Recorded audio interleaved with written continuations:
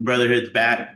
Um, we have Duke UCF full exhibition recap. I think this is you and I doing our first exhibition recaps. I think G and Card did all the exhibition recaps on the channel so far.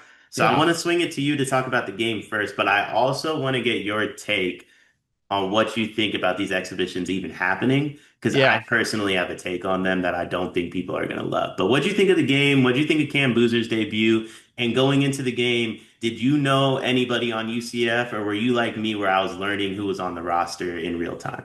A lot of questions to answer. I got them all wrapped up. First of all, exhibition games are fun. I like basketball games back on my screens. That being said, I know for a fact rotations are being experimented with. The sets is the biggest thing that people aren't like. The common fan is just watching and they're like, "Oh yeah, like Cam Boozer was awesome. Yeah, the guy rocks. Like he's unbelievable." But when I was down in at NC State with Will Wade, they were talking about a secret scrimmage that they have already played, but that they were playing, and they basically are like the coaches will give each other 5 sets apiece, and they'll be like, "We're gonna run this, you guys, and we're gonna run that," so they can scout each other. And like, it's not what they're gonna do in the season. Like the scrimmages and exhibitions aren't what you're gonna see in the season. Ole Miss beating Houston by 14 in the exhibition, you should do that in the regular season. That's what I have to say. I'm not saying Ole Miss isn't good, but like that's the nature and the reality of what things are. It's early in the year also.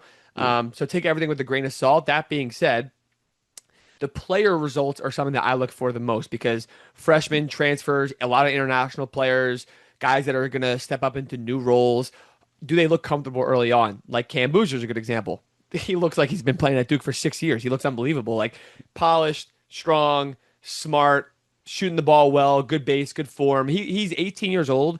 He hasn't turned 19 until after the NBA draft next July. He looks like he's 23 and he's a fifth year senior. Like he looks unbelievable. Absolutely love that for him. And in terms of UCF, I I knew that Riley Kugel was on the team.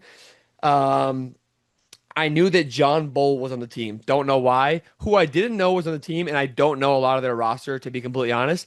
Devin Cambridge is still playing in college. I know the last 2 years he hasn't played a lot because he had a ton of injuries. But Devin Cambridge, class of 2019, he played 3 years at Auburn, full seasons. He played a year at Texas Tech, or sorry, Arizona State, full year. So that's 4 full years, but one of them was free for COVID. And then he had 2 seasons at Texas Tech where he played 8 games in 6 games. So those both got medical red shirts. So now he's in year 7 at UCF. So didn't know he was still playing college basketball. So I hate the exhibitions. I'm just being honest. I have no issue with exhibitions being played. I think I would swap it with like when you play the random D2 school. Like when Duke plays Okay. UNC Greensboro, make that an exhibition and make the UCF game a real game. And I think I would like it a lot more. I think it bothers me that we're getting like Kentucky Purdue on Friday, and then Kentucky's first game is against like Alabama State, and Purdue's first game is against like Evansville. I think Yeah. I think if we did it a little differently, I would like it. But I don't love the exhibitions. Just for that portion of it. I think it's just a little wonky to me. Like, why are we willing to play these teams when it doesn't count? But like, if it counted, Well, we'd rather play Evansville. Um, devil's advocate for you. I'm curious. They obviously don't want to play all. They play a loaded schedules, but they don't. They very particular about who they play for analytical reasons, semi-home, neutral, etc. Whatever. No home and homes. They avoid them.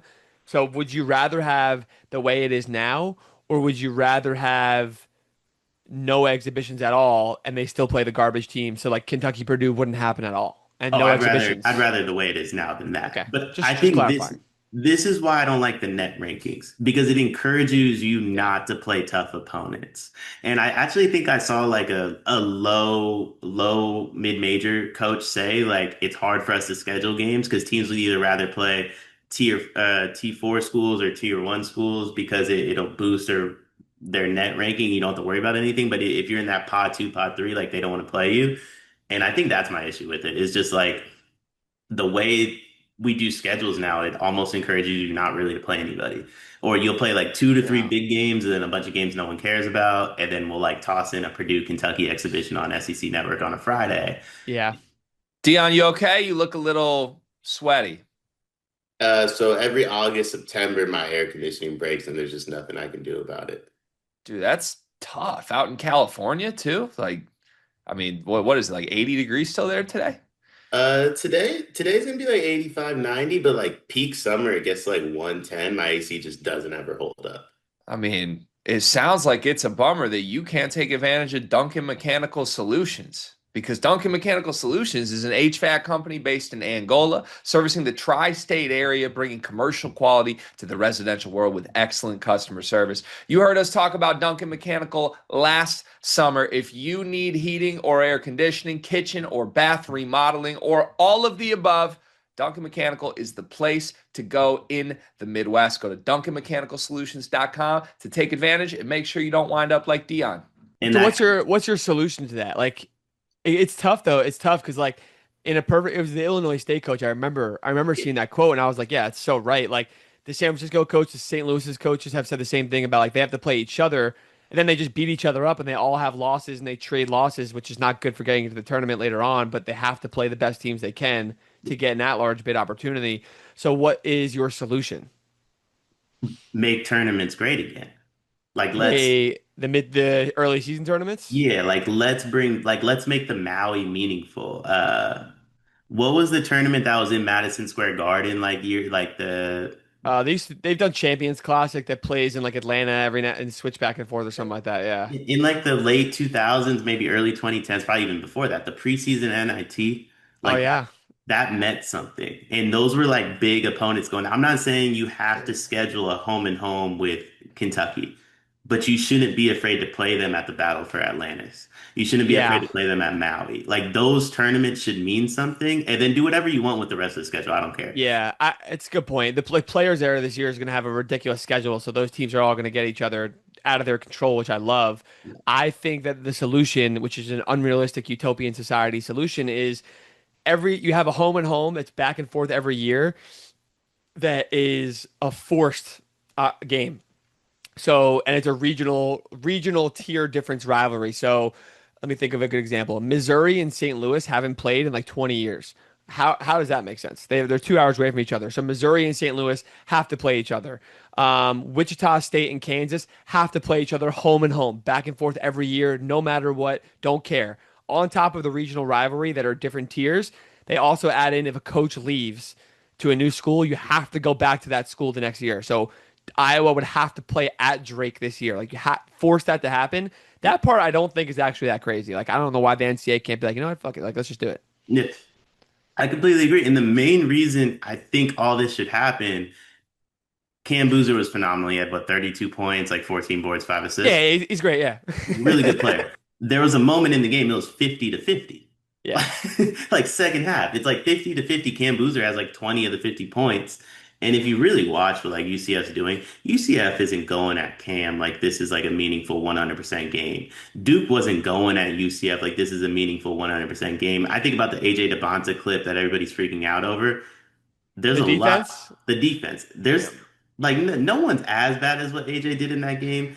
Don't get me wrong, but like there's a yeah, lot of clips that are similar from this Duke UCF game too. And I don't think you got like an insane look at either team that's like super meaningful. I think honestly, like I love basketball. The more basketball that's on the television, the better. I think I'd rather it just be framed as a scrimmage. There's something about an exhibition that makes me want to like exhibition preseason, like I want to see something.